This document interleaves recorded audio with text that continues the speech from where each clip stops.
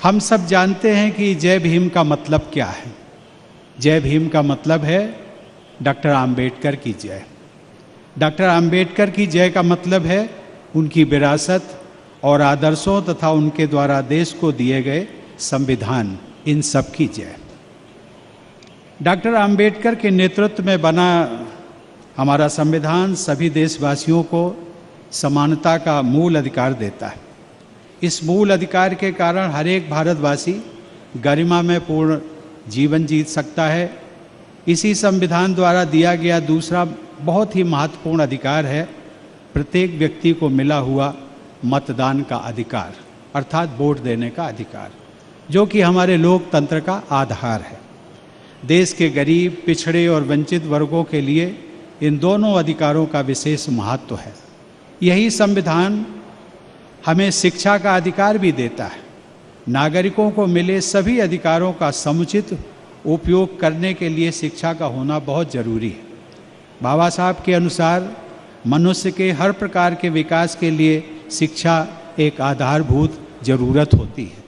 इसलिए उन्होंने इन वर्गों को जो नारा दिया था, जिसमें कहा गया था कि शिक्षित बनो, संगठित रहो और संघर्ष करो, उसमें भी हम सब देखते हैं कि बाबा साहब ने शिक्षा को ही प्राथमिकता दी थी।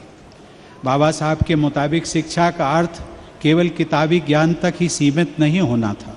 उनका कहना था कि शिक्षा मनुष्य की प्रगति की कसौटी है। मित्रों, बाबा साहब के जीवन के बारे में जानकर सभी को, खासकर युवाओं को, बहुत प्रेरणा मिलती है।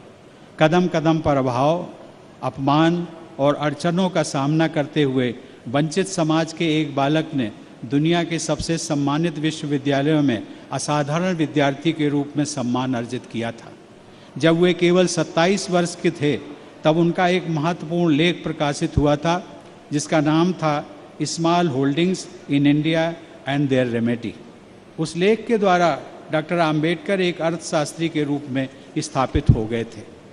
बाबा साहब के जीवन का एक और महत्वपूर्ण पहलू ये है कि उन्होंने अपने सार्वजनिक जीवन में सदैव अहिंसा और करुणा का मार्ग चुना। जिन मुद्दों पर बाबा साहब को आम जनता का हित दिखता था, उन मुद्दों को वो हमेशा अहिंसा के रास्ते पर चलकर आगे बढ़ाते रहे और अंततोगत्वा उन्हें सफलता भी मिली। देश की महिलाओं को संपत्ति में बराबरी का दर्जा दिलाने के लिए उन्होंने केंद्रीय मंत्रिमंडल से इस्तीफा तक दे दिया था। उन्होंने समाज के कमज़ोर वर्गों, अनुसूचित जाति, अनुसूचित जनजाति और पिछड़ों के कल्याण की बात की, लेकिन इस सब के लिए उनका रास्ता हमेशा अहिंसात्मक ही रहा।